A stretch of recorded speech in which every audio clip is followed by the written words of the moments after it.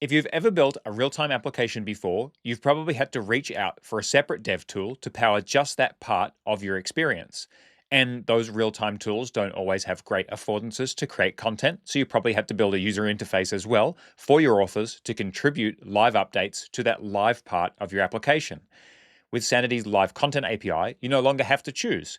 You can put all of your content into Sanity's Content Lake and use the Live Content API to render and update individual parts of your application as you choose, or even build your entire app to be live by default.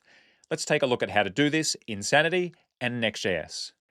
First, I'm going to run this command from my terminal, npm create sanity at latest, along with a flag for a template, and we're going to use the Sanity Next.js clean template because it has a lot of this type gen stuff already set up, and we can explore an existing project in this way. If you aren't already logged into the Sanity CLI, you'll be prompted to do that now. If you don't have an account, you can create one during this process as well. I've already got an account, so I'm going to create a new project here, and I'll just call it My Sanity Project for now. Select all the defaults and get through to the next step until it's installed all your dependencies. Now from inside this folder, I can run npm run dev, which is going to start the development server for both the Next.js frontend and the Sanity Studio as two separate applications. You'll see within the project that's just been set up, we have a Studio folder here where all of the configuration for the Sanity Studio is kept, as well as a folder Next.js app for that Next.js application. If you open up the localhost 3333 link, you'll first be asked to log in. Make sure you log in with the same credentials that you logged in with on the CLI. The first view we see in the Studio is called the Presentation tool, which we typically use to interact with live previews in a feature that we call visual editing. Today we're going to focus on the Live Content API and how it relates to published document changes. For either of them to work, the Sanity Studio will need to be able to communicate with the URL of the Next.js frontend, and to do this, we need to add a CORS origin using the button below. Now that we have our CORS origin set, let's go back to the Studio and just give it a reload. That warning has now gone away.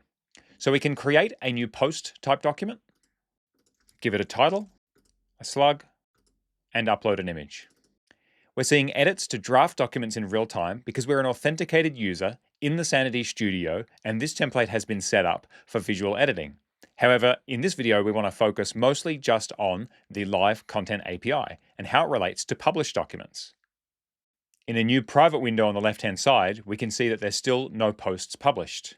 But when I publish this document, the front end has now updated.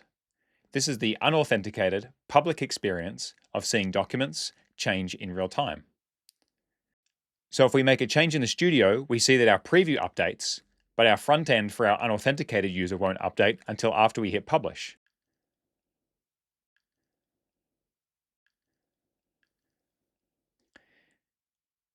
You'll notice, however, that the private window updated without having to press the refresh button. Sanity Client is how you would typically interact with Sanity content in a JavaScript application. We can see it has settings here for project ID and dataset, which are what you created when you initialized this project. The other settings are mostly to do with visual editing. If we go over to the Live component, here, if we wanted to only focus on just the Live Content API, we would only need to send along these details. Where in this helper, we take that Sanity client and I returned a Sanity Fetch helper and a Sanity Live component. That Sanity Live component is loaded into the root layout, and the individual post that we are viewing is fetched using this Sanity Fetch helper.